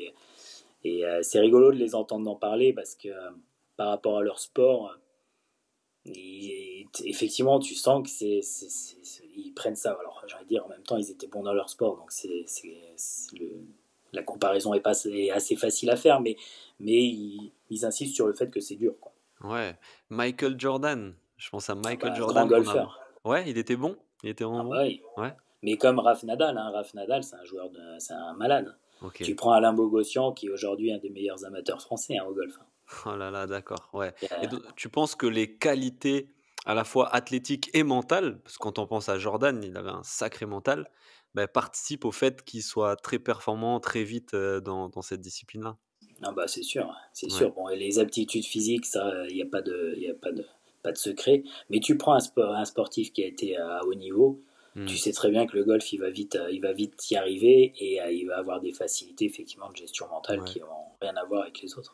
Je pense à Johnny Wilkinson aussi. Je sais pas s'il joue au golf, Si, mais si. justement, ouais, j'avais entendu que Johnny Wilkinson, qui est un des plus grands rugbyman de l'histoire, était hyper bon au foot, était hyper bon au basket. Tu le faisais jouer au tennis et il était hyper bon. Tu vois, il avait des facilités en termes de coordination, de capacité mentale qui lui permettaient d'être performant dans pas mal de disciplines sportives, quoi. Ouais.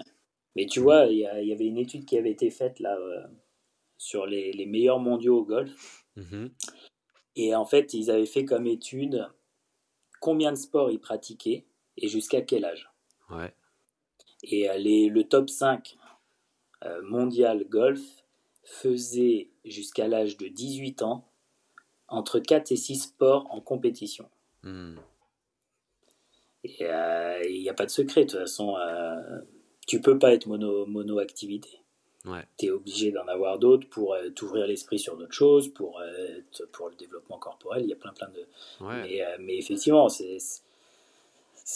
ces mecs-là, de toute façon, tu les mets dans n'importe quoi, c'est des sportifs de haut niveau, quoi. Mm. Et est-ce que tu penses, du coup, toi, que un golfeur professionnel ou un jeune espoir du golf qui pourrait avoir des difficultés à se battre sur des points un peu difficiles, des fins de parcours, des fins de partie, ben, imaginons lui faire faire un peu de boxe ou un peu de jiu-jitsu, justement, pourrait aller chercher en lui ce côté un peu battant, quoi? Mais c'est sûr, parce qu'en plus de ça, tu vois, tu tapes dans le mille, mais aujourd'hui, les prépas physiques qui entraînent les meilleurs joueurs français, c'est des mecs qui viennent de la MMA, c'est des Ok, mecs qui viennent des sports de combat, en fait. ouais. Et Ouais. donc, tu les vois, hein, et les entraînements sont à base de boxe, sont à base de combat, de lutte, etc. Les Hmm. entraînements prépa physique. Donc, complètement, je pense que c'est un moyen de diversifier l'activité physique et d'y apporter effectivement peut-être un côté encore plus combatif, même si ces mecs-là, déjà, ils l'ont, Ouais. mais un peu plus dur à l'entraînement, se faire mal. Et c'est nécessaire. De toute façon, faut être dur au mal hein, quand tu es sportif de haut niveau. Hein. Ouais, et surtout j'ai l'impression qu'il y a très très peu de golfeurs pro. C'est-à-dire les places sont vraiment vraiment limitées quoi à ce niveau-là. Bah, elles sont limitées à très haut niveau, en fait. Ouais, à Après, très haut niveau. pour le coup, tu vois, c'est quand même un sport où aujourd'hui, en fait, au niveau européen, tu as plusieurs divisions. Tu as une première division, le DP World Tour, et après, tu as deux autres divisions, en gros. Donc, tu as la numéro 2 et la numéro 3. Tous Mhm. ceux qui sont en première division, ils vivent bien de leur sport. Il y en a combien? Et, en Europe, tu as allez, à peu près 200 joueurs, quoi. Ah ouais, c'est peu, hein. C'est peu, mais en même temps, ils vivent bien. Tu vois, ceux qui sont en deuxième div, les premiers vivent Mhm. bien, c'est un grand mot, mais vivent. Ouais. Et après, ceux d'en dessous, moitié, même pas la moitié, mais les trois quarts de la deuxième div et la troisième, ça leur coûte de l'argent. Quoi. Ouais. Ok. Mais ça veut dire quand même que tu as quand même quelques-uns qui en vivent, et même plutôt pas mal finalement. Et après, quand tu en vis, tu peux en vivre très bien. Ouais. Ouais. Tiger Woods, c'est le GOAT, le greatest of all times, vraiment du golf. Il y a pas de débat là-dessus ou Il y a zéro débat. il y a zéro débat. Ok. Ouais. Bah, Qu'est-ce... c'est mon point de vue, hein, mais c'est Ouais. quand même le mec qui a fait évoluer le sport d'une manière incroyable parce qu'il y a apporté une dimension physique hallucinante. Mhm. L'aspect mental, c'est un mec qui avait un mental mais incroyable. Quand tu lis ses biographies, etc., tu t'hallucines en fait du mec. Mais qui a Et souffert aussi de ça. Il a souffert de maladies mentales, de dépression, d'anxiété, tout ça, non? Enfin, ouais, mais pas. Oui, et en même temps, il a quand même toujours su le gérer, tu vois. ok, Après, ok. j'ai envie de dire, de toute façon, comme on en parlait au démarrage, mais les mecs passionnés, il y a un côté addiction, et ce mec-là, il avait des addictions qui ont Mhm. fait que ça lui a joué des tours. Maintenant, malgré tout, après toutes ces addictions, le mec, il est quand même revenu, il a encore gagné un grand chelem. Tu te dis, Mhm. et là, il revient encore, tu vois, il a 47 ou 48, il est cassé de partout, et non, non, il revient, et il est performant, Ok. et il est performant physiquement, mais il est quand même diminué, mais il a une tête que les autres n'ont pas, et après, il y a aussi tout ce qui l'a emmené commercialement à ce sport. Ça a été le premier à être sponsorisé par Nike avec un sacré contrat, d'ailleurs, et ça y est, Ouais. il y a eu rupture là entre les deux, mais Nike est rentré dans le golf, ça a quand même fait vraiment du bien. Ça a été le Et tout ce sportif qu'il a le gagné, plus payé pendant pas mal d'années. c'est ça, ouais. Et il a gagné tellement de tournois, il a des Mhm. records, c'est hallucinant, quoi. Ouais. Et C'est donc hallucinant. tu dis qu'il a vraiment amené la dimension physique dans le golf professionnel de haut niveau.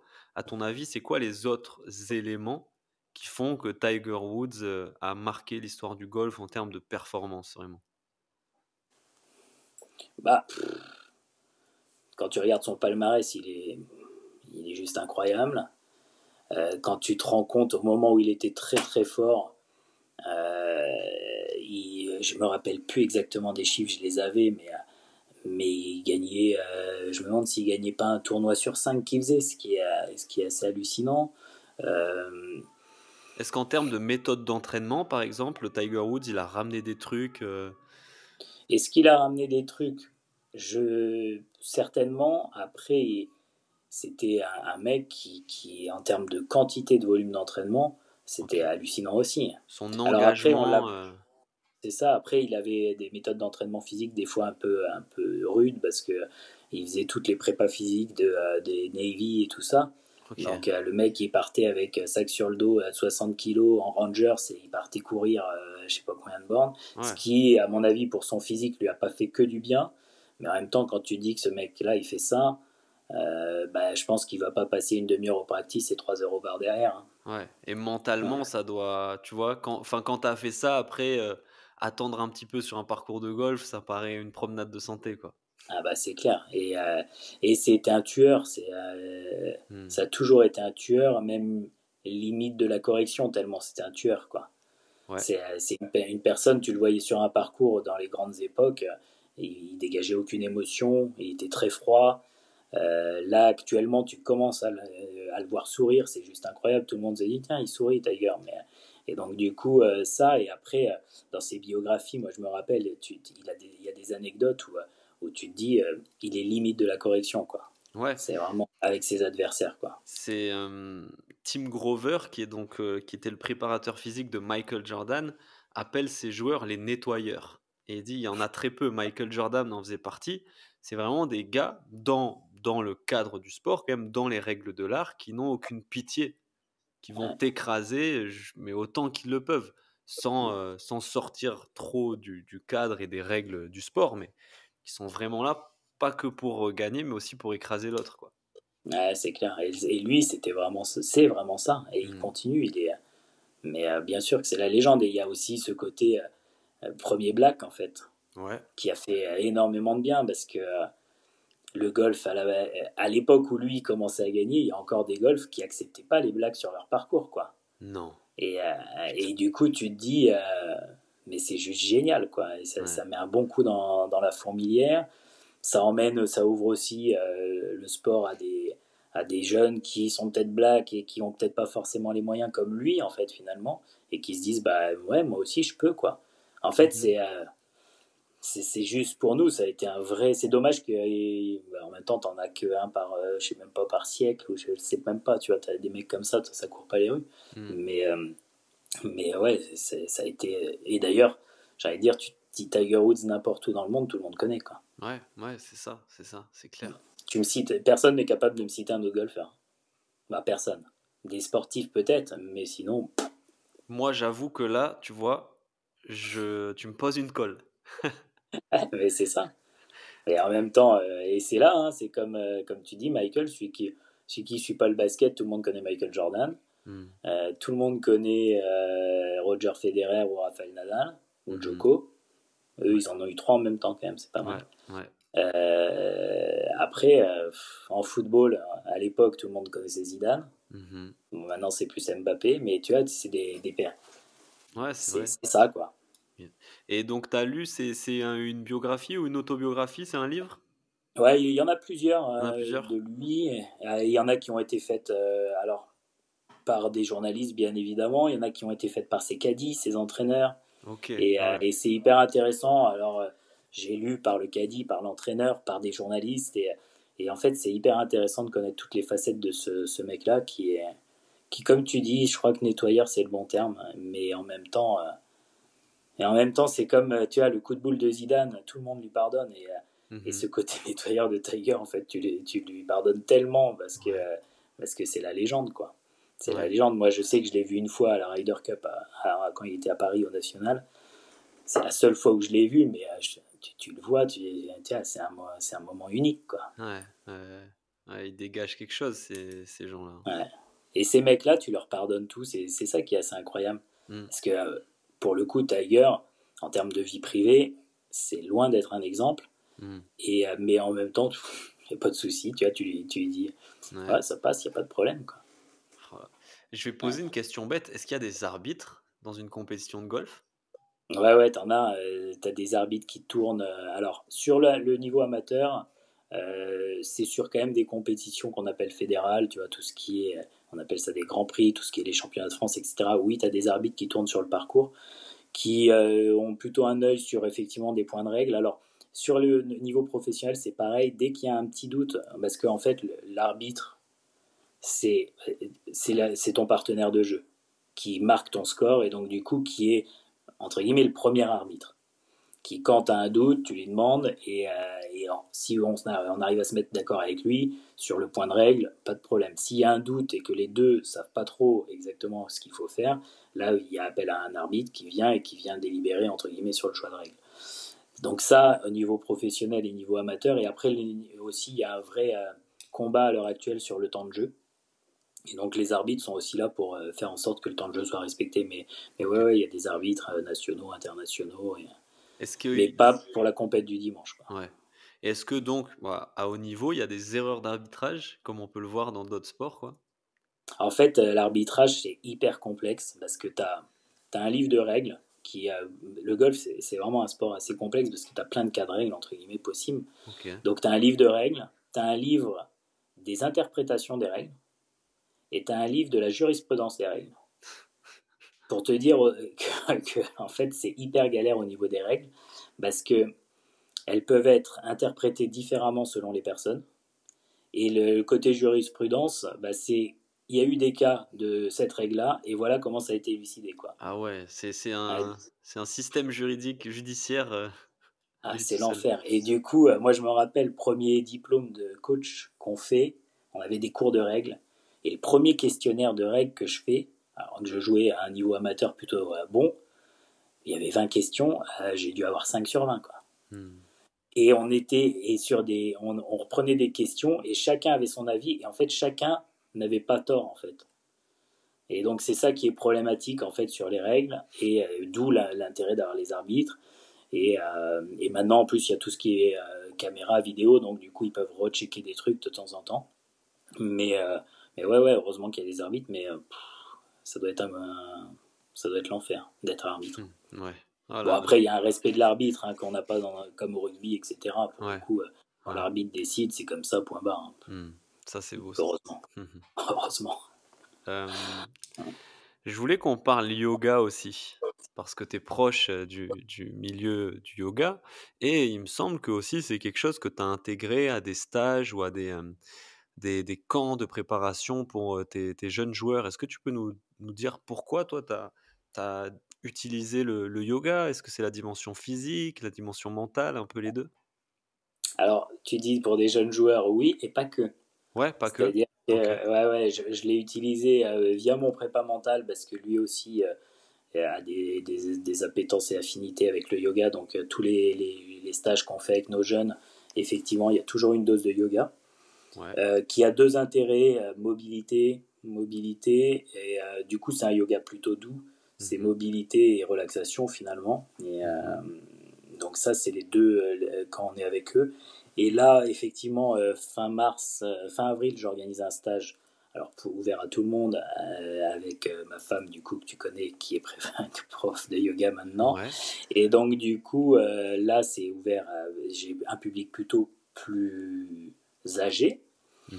Et effectivement, là, on va travailler plein d'autres choses. Pour moi, le yoga, à ce moment-là, il est utile pour travailler tout ce qui est effectivement mobilité, mais tout ce qui est équilibre. Ouais. Parce que l'équilibre au golf est hyper important et le yoga, à mon avis, alors je suis pas un expert de yoga, hein, mais le peu que j'ai fait, je sais qu'en termes de travail et d'équilibre, c'est fabuleux. Mhm. Gagner en souplesse le minimum qu'on puisse, de toute façon, c'est bon. Et après, tout ce qui est renfort musculaire. Donc, d'un point de vue physique, c'est forcément très bon, d'autant plus sur des personnes qui sont un peu âgées, qui peuvent pas forcément se permettre des sports avec un peu plus de cardio, ou de Mhm. violence ou d'explosivité. Ouais. Et après, il y a effectivement l'aspect mental qui est réussir à revenir dans le moment présent et l'utiliser sur le parcours, quoi. Moi, je sais que dès que je peux conseiller des sports connexes pour des personnes plus, tu vois, pas en dessous de 40 ans, qui peuvent plus forcément faire des sports explosifs, bah, le yoga, c'est un super complément au golf, quoi. Ouais. Donc à mon avis, c'est très, très complémentaire et bénéfique pour le joueur. Et d'ailleurs, pareil, les joueurs pros, il y en a combien qui font du yoga, mais il y en a une pelletée, quoi, une Mhm. pelletée. Et Donc, comment c'est reçu donc par ceux à qui tu proposes le yoga, que ce soit jeune, vieux? les jeunes, bah forcément, c'est le même première réaction que quand je te parlais de méditation Mhm. et de, et de respiration. C'est méconnu, donc du coup, pour eux, yoga, c'est pour, entre guillemets, les femmes soixantenaires qui, pendant que leurs maris sont ailleurs ou travaillent, bah, elles vont faire un peu de yoga pour s'entretenir. Et après, quand tu commences à leur faire des séances, ils se rendent compte que déjà, ils n'arrivent pas à la gérer, la séance, Mhm. parce que physiquement, ils sont pas au rendez-vous. Et à la fin de la séance, ils se retrouvent avec un bien-être et ils se disent ah ouais mais en fait c'est pas mal cette histoire-là Ah, quoi. ça marche, hein? Donc ça ouais ça marche ça. Et ça c'est les jeunes ça. Et les plus anciens, eux alors ceux qui connaissent pas quand ils découvrent en général effectivement ils se disent waouh c'est un super complément et je m'attendais pas à ça. Et ceux qui connaissent bah forcément derrière eux tu prêches des convaincus donc en fait, pour moi, c'est un peu comme l'histoire du golf. C'est si t'as pas essayé, tu peux pas savoir ce que c'est et tu peux pas juger en fait. Et en plus, dans le yoga, pour le coup, il y a tellement de formes de yoga.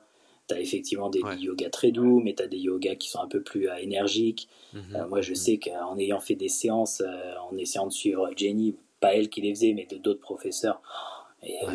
j'arrivais à rien, j'étais ridicule.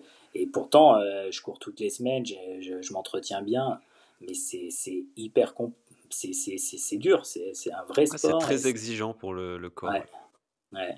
Et c'est génial. Moi, je sais que si tu peux en faire tous les jours, ça n'a rien à voir en termes de blessures, même en termes de gestion des blessures dans le sport. T'es beaucoup mieux préparé physiquement, quoi. Ouais. Mais bon, après, il faut avoir le temps. Quand t'es sportif de haut niveau, ça fait partie du job. Ouais. Quand t'es coach, bah, t'as pas tout le temps de le faire. Ouais, Mais ouais. c'est vrai que, ouais. Non, non, là, et du coup, le stage qu'on a organisé en 2 jours, il était plein, hein, parce que les personnes adhèrent au truc. Et moi, ce que j'aime bien aussi dans le concept, c'était que j'ai beaucoup de joueurs de golf, hommes, qui ont leurs femmes qui ne jouent pas encore, ou pas forcément. Et là, c'était l'idée aussi, c'est de pouvoir que ces hommes partent aussi malgré tout en stage et emmènent leurs femmes qui fassent du yoga, quoi. Mhm. Et comme ça, moi, ça va me permettre aussi d'initier ces femmes qui ont jamais joué et peut-être du coup les faire tourner au golf, quoi. Ouais. Il y a vraiment un lien et en fait, c'est ça aussi l'intérêt de ces moments-là, c'est bah, que certaines personnes se disent ah tiens le yoga c'est top, je vais continuer à en faire et inversement des personnes qui essayent le golf et Ouais. c'est complémentaire. À mon avis, c'est vraiment, vraiment bien. Mhm.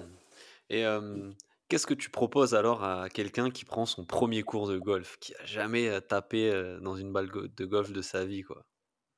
Je lui Est-ce propose, que tu veux dire moi quel type de séance je lui propose? ouais, ça, moi j'arrive pour mon premier cours de golf, j'ai envie d'envoyer des tu sais, des méga drives que tu vois là, où la balle elle part super loin, mais c'est peut-être en dernier que tu fais ça, quoi?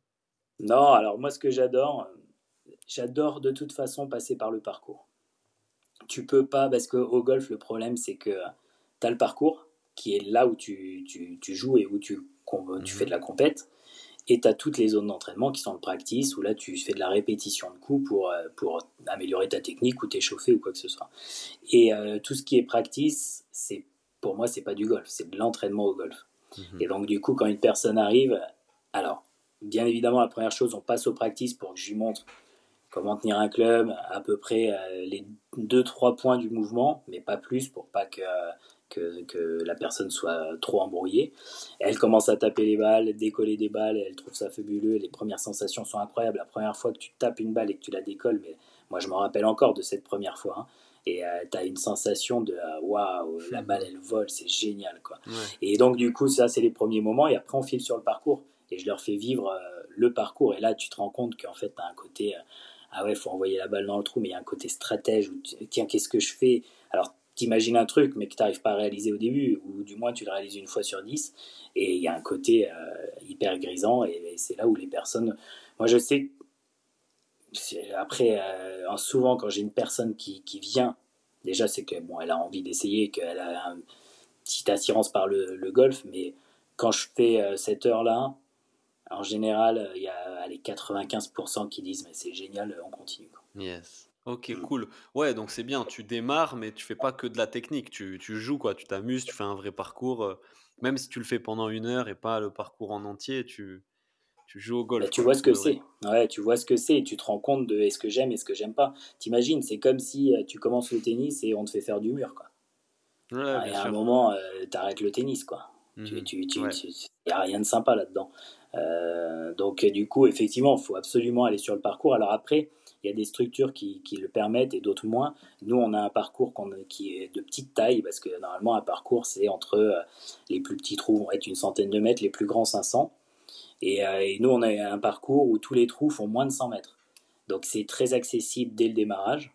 Et donc quand je les mets là-dessus, bah, en plus ils sont en réussite. C'est-à-dire que malgré tout, même quand tu tapes des coups moyens, bah, tu t'en sors à faire un nombre de coups assez correct. Et donc en plus de ça, ils sont sur le parcours et en réussite. Et c'est effectivement, si vous voulez mettre au golf, si vous voulez vous mettre au golf, il faut essayer de trouver ce genre de structure où tu peux aller sur le parcours, sur des parcours à taille entre guillemets accessible, et derrière effectivement c'est le bonheur, quoi. OK. Parce que si tu te mets sur un trou à 500 mètres dès la première fois, je pense que ça va être compliqué et du coup tu vas prendre un peu moins de plaisir. Ouais, ouais, ouais. OK, Bon, OK, super. sauf toi parce que tu dois taper fort. Ouais, je sais pas, j'ai aucune idée, du coup, les plus forts envoient la balle à combien de mètres? Alors après, tu as aussi une autre discipline qui s'appelle le long drive, qui est celui qui tape le plus loin, tu es dans un stade. C'est Donc des ça c'est bourrins. bon, c'est avec des clubs de golf, des balles de golf, mais c'est pas Ouais, forcément sur un parcours. Sinon sur un parcours, les mecs maintenant ils t'envoient 350, tu vois, les plus longs, ça va être dans les OK. 350, 360, ce qui est énorme parce que bah, faut l'envoyer là-bas, quoi, là. Ouais. Et d'ailleurs, tu vois, les parcours commencent à être petits, entre guillemets, et là, il y a eu des nouvelles règles qui vont être lancées, ils vont faire une balle qui va un peu moins loin, pour pouvoir limiter un peu les distances. OK, c'est-à-dire que le niveau technique et physique des joueurs a tellement augmenté, c'est comme s'ils changeaient la balle de foot quoi, parce qu'elle devient trop facile de taper dedans quoi. Ouais, c'est Ah, ça. c'est ouf ça. Ouais, c'est ouf parce que bon, après je pense qu'ils vont laisser celle actuelle aux amateurs parce que les Ouais, amateurs n'avaient pas ce problème-là.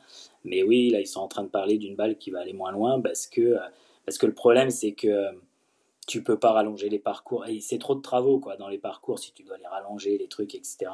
Donc du coup ils vont sur le matériel quoi. Et comme les manufacturiers eux en niveau de l'intelligence artificielle, de tout ce qui est recherche en développement, ils ont optimisé leur matériel, que ce soit les balles, les clubs, pour gagner en distance, bah, du coup, il y a un moment, il faut jouer sur quelque chose, quoi.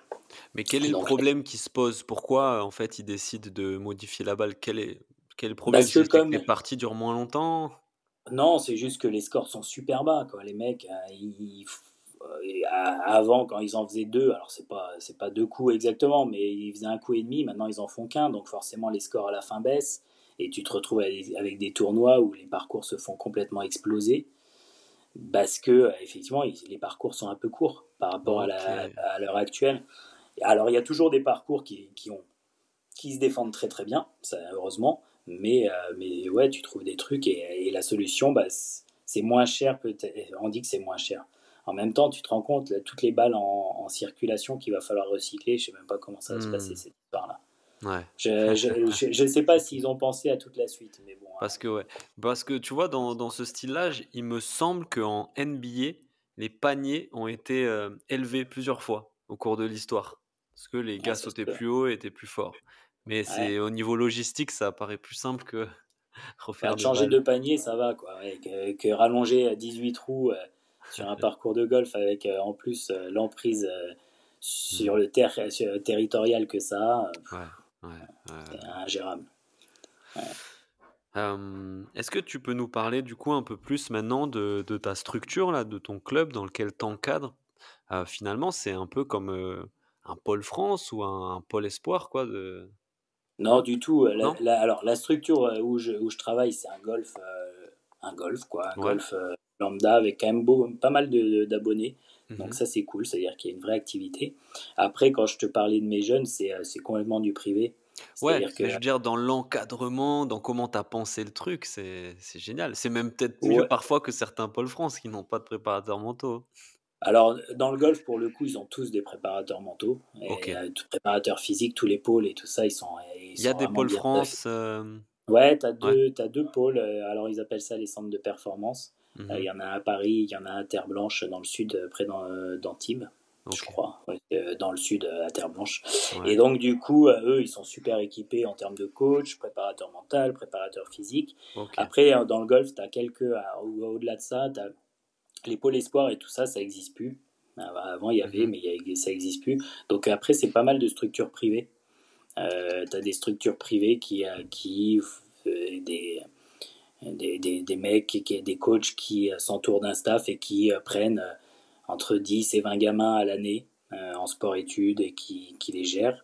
Donc ça, tu commences à en avoir de plus en plus. Pour le coup, moi non, parce que mon activité, elle est quand même très développée à côté de ça et voilà. Et donc du coup, j'ai pas eu l'intention de faire ça. Peut-être que ça changera un jour. Et après, effectivement, t'as pas mal de joueurs aussi qui ont finalement leur coach et soit le coach fait le staff, soit lui fait son staff. Et voilà, parce qu'en fait, le problème des structures comme ça, que ce soit les pôles, les structures privées, il faut quand même imaginer, je pense qu'en termes de coaching, plus il y a de stabilité, mieux c'est. Mmh. Si tu commences à changer, on le voit dans le foot, dans n'importe quoi, quand tu changes d'entraîneur tous les 6 mois, c'est pas ça qui Ouais. fonctionne. C'est souvent Ouais. quand tu prends un Arsène Wenger à l'époque à Arsenal, ça a Mmh. été incroyable. Et beaucoup de bons joueurs d'ailleurs de golf ont ce point commun, ils ont une vraie fidélité et stabilité au niveau du staff. Ouais. Et du coup, c'est pour ça que les structures privées ou les structures pôles, l'inconvénient, c'est que tu sais que c'est un passage. Ouais. C'est pas à vie, quoi. Donc, du coup, c'est toujours un peu compliqué pour le joueur bah, il switch d'environnement, il switch de staff, et derrière, il switch de staff, il switch d'environnement, alors qu'effectivement, tu peux avoir quelque chose d'assez stable, linéaire, qui peut peut-être être bénéfique pour lui, tant qu'il s'entoure des bonnes personnes. Mmh. Donc moi, je suis plus dans cet esprit-là à l'heure actuelle de me dire, bon, de toute façon, c'est dur en plus de t'occuper de beaucoup. Ouais. Si tu veux faire bien les choses, tu peux pas avoir 40 joueurs. Mmh. C'est Mmh. impossible. Je parle à bon niveau, tu vois, quand tu commences à Ouais. devoir faire des plans d'entraînement, etc. Donc, vaut mieux en avoir moins, mais bien faire les choses, qu'en avoir beaucoup et faire à moitié, quoi. Ouais. Ouais. Donc, moi, je suis plus dans cette optique. Tu vois, à l'heure actuelle, j'ai deux très bons joueurs. Au moins, je me consacre à eux et on avance et les performances sont plutôt bonnes pour le moment. Donc, voilà, c'est cool. Ouais. Là, tu soulignes l'importance d'avoir un référent technique vraiment qui t'accompagne pendant tout ton projet sportif, quoi. Ouais, c'est ça. Et un, pas deux. Ok, Parce que le message, faut qu'il y ait un message ouais. sur l'aspect, sur le facteur de performance en question, c'est-à-dire sur la technique, sur la prépa mentale. Tu peux pas avoir 40 messages, tu en as un, Ouais, et après il est relayé par le staff, mais il y en a qu'un, parce que sinon le joueur, il sait plus comment il s'appelle, il sait plus où aller, quoi. ouais. Et il n'y a rien de pire, moi je l'ai testé sur d'autres joueurs, où tu avais un son d'un coach technique de la ligue, un de son coach technique, un autre de je sais pas quoi. Le joueur il déboulonne, quoi. Il sait plus qui croire, il sait plus quoi faire. Et on a beau dire, bah, il suffit de communiquer entre les différents coachs. On a notre quotidien qui fait que tu peux pas passer 1 heure par jour au téléphone avec tout le staff. Donc il faut forcément, à mon avis, quelqu'un qui lead le staff avec des points assez réguliers. Et après, chacun a sa mission et point barre, quoi. Hmm. Il Cool, faut ouais. simplifier les choses, hein, parce que Mhm. c'est parce qu'on a tout le monde a son quotidien, quoi, et on le sait tous, hein, de toute façon. Ouais, ouais, ouais. Super. Donc toi, comment t'as pensé le truc? C'est vraiment un encadrement. On accompagne un athlète dans son projet d'un point A à un point B. On le suit vraiment pendant toute son évolution, toute sa carrière, quoi. S'il veut, parce que Ouais, forcément, le patron, c'est lui, hein. c'est lui qui Nous, adhère ou pas au truc, quoi. bah, c'est ça. Nous, on est juste au service de sa performance. Mhm. Lui, c'est lui le patron. Si ça lui convient, très bien. Si ça lui convient pas, il Ouais. ira forcément trouver un staff différent. Et comme c'est pas mal des jeunes, il me semble que t'encadres, j'imagine que c'est aussi pour eux un projet familial, quoi, qui sont soutenus par leurs parents. Euh, Comment tu gères le niveau d'interventionnisme des parents? Parce que dans le sport de haut niveau, c'est quelque chose qu'on voit beaucoup, quoi. Enfin, moi, je me questionne et je m'interroge de plus en plus sur cette question de la place des parents dans le projet sportif d'un jeune, notamment si c'est des parents eux-mêmes qui ont été ou qui sont dans le sport, quoi. Ouais, après, les parents, tu vois, on entend beaucoup de choses autour de ça. Hmm. Et il faut pas oublier que les parents, c'est ceux qui passent leur temps avec l'enfant. Ouais, Donc, ils sont forcément à inclure dans le projet sportif. ouais. Parce que c'est eux qui ont le message, c'est eux qui ramènent les enfants après le sport, c'est eux qui se mangent avec eux le soir. Ils passent 90%, voire plus de temps avec eux que Mhm. toi. Donc, de toute façon, ils sont intégrés au projet sportif et c'est les personnes peut-être les plus importantes du staff. Toi, tu peux faire ce que tu veux. Si le père ou la mère dit l'inverse, ça sera l'inverse, hein. Mhm. Donc, les parents sont hyper importants, hyper intégrés dans le staff. C'est les numéros un. Et par contre, grosse communication avec eux. Et, euh, et voilà. Et après, il n'y a pas de raison que ça se passe mal, même si c'est des parents qui sont très intervenants dans l'histoire. Après, il suffit aussi de bien clarifier la mission de chacun et il n'y a aucun souci. Mais les parents, faut jamais les squeezer. Je pense que c'est la règle numéro un. Et il y a beaucoup d'ailleurs de coachs ou d'institutions qui des fois essayent de squeezer les parents Ouais, ou ouais. du moins Mhm. les mettre un tout petit peu plus en retrait pour prendre la main sur l'enfant. Mais c'est un rêve, c'est même pas un rêve, c'est inimaginable. C'est Mhm. inimaginable. Donc non, les parents, et c'est très bien. Et d'ailleurs, tu te rends compte que souvent, quand même, les parents qui ont été durs, et qui ont été très présents. Ça a fait des vrais joueurs, des vrais sportifs. Tu prends Tiger Mhm. Woods, c'était le cas. Tu prends Marion Lester Bartoli, ça a été le Williams. cas. Lester Williams. En fait, c'est des sportifs où les parents ont été durs et très présents. Mhm. Donc, est-ce que des parents durs et très présents, c'est une mauvaise chose? Mhm. Je suis pas sûr. Ouais, ouais, ouais, ouais. C'est pour ça, moi, c'est un sujet sur lequel je m'interroge. J'ai du mal à trouver des ressources. Je sais pas s'il y a beaucoup d'études, de choses là-dessus. Donc, c'est plus des retours d'expérience comme le tien ou Ouais. comme ceux de joueurs qui m'intéressent sur ces questions-là, tu vois, parce que c'est hyper, hyper important, ouais. Et Mais au moi, début, tu vois, j'étais un peu comme ça. J'étais un peu à dire, entre guillemets, niveau golf, c'est moi qui m'y connais mieux, ouais. donc c'est moi qui gère. Et Hmm. en fait, tu te prends des murs et tu te dis, non, mais en fait, c'est pas du tout comme ça qu'il faut fonctionner. C'est les parents au milieu au cœur du projet.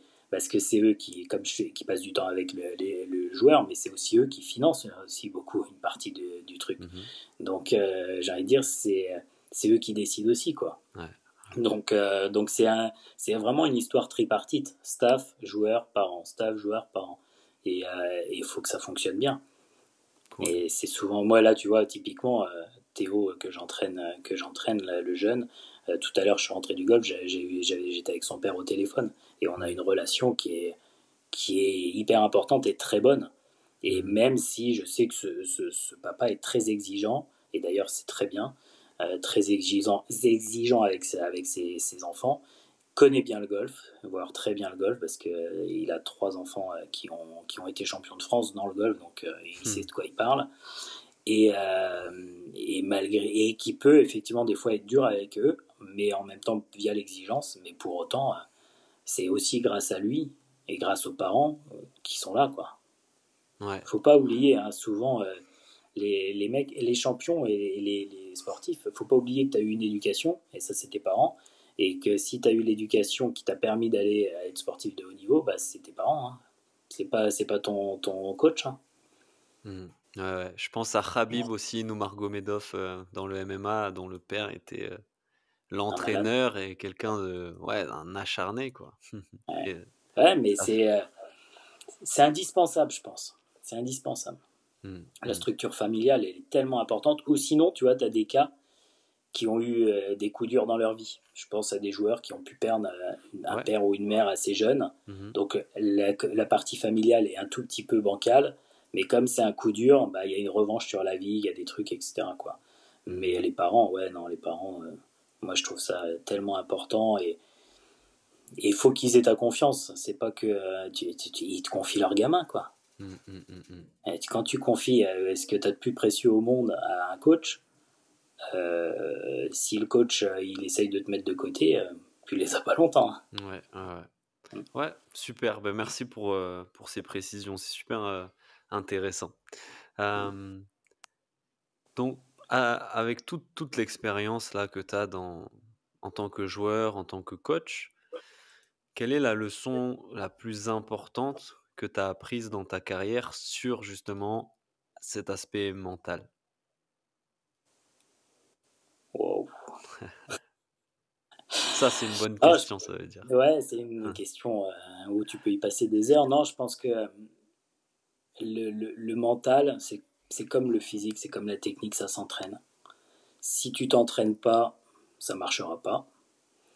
Et on s'est toujours focusé à entraîner notre corps, faire que notre corps soit. Mais en fait, on s'est jamais trop focalisé à entraîner notre mental. Mais en fait, qu'est-ce qui gère notre corps? C'est notre mental. Donc, c'est comme en gros si tu faisais en sorte que ta voiture, la carrosserie, c'est la plus belle du monde, mais que le moteur, on n'en a rien à taper, quoi. Et dans ce cas-là, effectivement, ça va pas fonctionner très longtemps. Donc, c'est sûr que depuis ce moment-là, ouais, moi, c'est ce qu'il en ressort, c'est que mental, faut s'entraîner, faut s'entraîner, faut s'entraîner, autant, voire plus que le reste. Et aujourd'hui, on est encore, à mon avis, très loin de ça. Mais ouais, c'est ça. Ok, super. Et donc, qu'est-ce que tu recommanderais à un joueur de golf, disons, qui peut nous écouter, même un autre sportif, pour entraîner son mental, justement? Et s'accompagner. De toute façon, tu peux pas t'entraîner au démarrage sans t'accompagner. Alors après, tu peux faire de l'autodidacte, mais il n'y a rien de mieux que s'entourer. Moi, à chaque fois, j'hallucine. Tu vois, j'ai des semaines remplies de cours de golf. Et donc, nous, on travaille la technique. Et quand tu sais que 90% du golf, c'est du mental, je ne comprends pas que mes joueurs ne prennent pas des cours ou ne prennent pas des entraînements avec un prépa mental. Et tu vois, moi, souvent, je leur dis d'ailleurs, je leur dis, mais il y a un moment, tu prends 10 cours avec moi, ça serait logique que tu en prennes au moins 10 de l'autre côté, voire même un peu plus par rapport à mes cours à moi. Et donc, oui, il faut s'entourer. Je pense qu'aujourd'hui, tu as de plus en plus de personnes qui sont bons là-dedans, qui ont fait beaucoup d'études, qui sont beaucoup allés chercher à droite à gauche et qui sont très bons sur la prépa mentale. Donc ça, c'est à mon avis un premier point. Après, toujours sur l'aspect mental, je reviens sur le podcast que tu avais fait là sur la respiration. Mhm. qui était vraiment top. Et je conseille d'ailleurs à tous ceux qui t'écoutent de soit le réécouter, soit d'aller l'écouter. Mais tu vois, d'aller voir un mec comme Boris aussi. C'est Boris, c'est ça, hein? Ouais, Boris Douda. Ouais. Yes. Je pense que pareil, tu vois, ça c'est des trucs, c'est pas forcément que de la prépa mentale, mais c'est un aspect, moi quand je l'ai écouté, tu te dis, putain, ça me ferait bien kiffer de passer 1 heure avec lui tu vois, qui m'entraîne sur certains points Ouais, et que derrière je m'entraîne moi-même. Et tout ça, c'est à mon avis, ouais, c'est c'est ce qu'il faut, clair. quoi. Quand on parle vraiment de performance, au même titre que tu as une stratégie d'entraînement technique, une stratégie d'entraînement physique, il te faut une stratégie d'entraînement mental et une stratégie d'entraînement et de renforcement respiratoire parce que c'est un pilier vraiment dans la performance sportive. Donc, cool, top, Ouais, c'est top. sûr. Merci pour ce rappel. C'est quoi, toi, ton challenge, ton prochain challenge là c'est quoi ton prochain challenge? Après, moi, j'ai plein de challenges, hein. Mais là, Ouais, je suis un homme de challenge. Mais après, sportivement, j'en ai moins. Tu vois, ouais. j'ai beaucoup couru. J'ai fait pas mal de marathons. Hmm. Donc, je suis allé pas au bout de ce que je voulais, mais j'ai eu des temps qui étaient corrects. Et voilà, c'est des accomplissements. En fait, j'aime toujours me surpasser dans ce que je fais. Là, je viens de rattaquer le tennis après 20 ans. Là, c'est sûr que j'ai des objectifs de faire 2 3 tournois en fin d'année pour un peu aller me jauger. Cool. Niveau golf, j'ai moins d'objectifs, si, d'être toujours le meilleur au service des élèves que j'ai.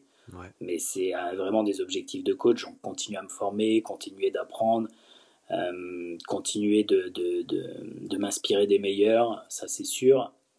Et, euh, et après, il y a tout le côté autour, tu vois, comme toi, le podcast. Moi, mon podcast, j'ai envie de le développer, j'ai envie qu'il grossisse. J'ai envie de faire pas mal de choses autour du podcast. Donc, et servir cette communauté qui m'écoute. Donc, du coup, j'ai plein d'objectifs, plein de challenges. Après, attention à pas en mettre trop parce que c'est ce qui peut Hmm. créer de la frustration. Donc, Ouais, pas trop faut s'éparpiller. aussi, ouais, et faut pas les mettre trop. Les objectifs, faut aussi, voilà, faut faire en sorte que t'en ressortes plutôt heureux et bien.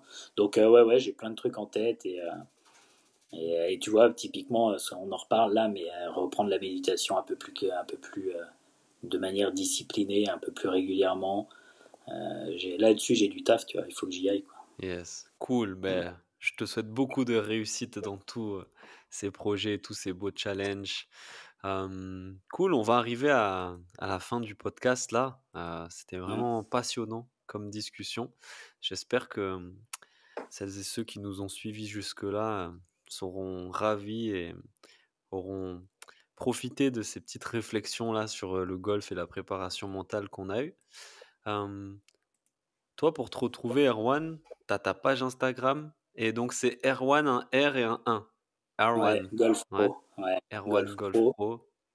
T'as ton Et sur le podcast podcast, aussi qui s'appelle ouais, Eagle. c'est ça. C'est ça? Alors, Eagle au golf, ça veut dire que tu fais un trou, un score, 2 coups en dessous le par. Parce que sur chaque trou, tu sais, tu as un score référence qui est Ouais. soit 3 soit 4 soit 5. Et quand tu fais Eagle, bah, sur un par 5 sur la normale 5 c'est que tu fais 3. Donc il y a un vrai côté performance. Et en même temps, Eagle en français, c'est pas mal pour un podcast. Ouais, je l'avais pas vu comme ça. Et c'est l'aigle, c'est un joli Et symbole c'est aussi. l'aigle aussi. Ouais. Ok, énorme, énorme. Excellent. Tu Ouais. as un site internet aussi, on peut retrouver, s'il y en a qui sont intéressés par des coachings de golf, découverte du golf et tout. Toi, tu es, en Bretagne, tu es du côté de Ouais, Saint-Malo, c'est ça? c'est ça, qu'ils n'hésitent pas. Je me ferai un plaisir de les recevoir et de les initier et de leur faire surtout kiffer le golf. Yes, Ça, c'est cool, toujours cool, mon. cool. Je crois que les meilleurs moments que j'ai au golf, ouais, ça fait partie des meilleurs moments, mais c'est quand j'ai une personne qui a jamais joué. Ah, ça, Ouais, j'adore. Ah ouais. bah ouais, c'est partager ta passion, il n'y a rien de mieux, quoi. Ouais, ben ouais, ouais. Cool. Moi, je serais ravi de le faire si je suis de passage vers Bah, chez t'hésites toi. Et pas. puis, je sais qu'on a des auditeurs en Bretagne. Il y a des auditeurs du podcast en Bretagne. Donc, si vous passez dans le coin, ben, allez sur le site ou la page Instagram et n'hésitez pas à faire une petite initiation au golf. Ça pourra vous servir en plus dans votre pratique sportive, que ce soit le jiu-jitsu brésilien, le foot ou autre. Donc, Mm, c'est super intéressant. c'est Euh, clair. cool. Est-ce que pour terminer, tu aurais une petite lecture, un petit livre à nous recommander? Je suis en train de réfléchir parce que j'en ai beaucoup dans le golf. Est-ce qu'il y en a un qui t'a marqué dernièrement, Ah vraiment? oui, Tu vois, ce alors, genre de livre où tu te dis, ah ouais. non, il n'y a pas golf, mais tu sais, attends, je retrouve plus, comme par hasard, tu me le demandes. Euh, Coach, là, le livre comment il s'appelait, le coach des Bulls de Jordan. Ah, Phil Jackson. Ouais, Phil Jackson, son bouquin, il est juste incroyable. Son bouquin s'appelle 11 titres NBA, je crois. Exactement, et je crois que c'est Yes. coach en dessous, un truc comme ça, Ok, je sais plus. ok. Je l'ai lu il y a peut-être un an ou un an et demi, mais j'ai adoré ce bouquin-là. Ouais, lui, il est Euh, allé loin dans tout ce qui est méditation, yoga, prépa mentale et tout. Il était vraiment précurseur, hein. ouais, et sa gestion de cette équipe de malades entre Dennis Rodman, Jordan, Jordan, ouais, c'est clair. c'est du grand n'importe quoi l'histoire, et quand tu vois ça de l'intérieur, tu te dis c'est juste géant. Ok. Qu'est-ce que actuellement je suis en train de lire le Pascal Duprat, tu vois, c'est un coach de foot Mhm. qui a fait pas mal parler, tu vois, et c'est Ah, assez intéressant aussi d'avoir sa vision du coaching. il a entraîné le TFC, je crois, non? Ouais, et Ouais. tu sais, il l'a rattaqué avec, ils étaient quasi condamnés, Hmm. il est assez réputé pour sa dernière journée où il avait fait une vidéo avec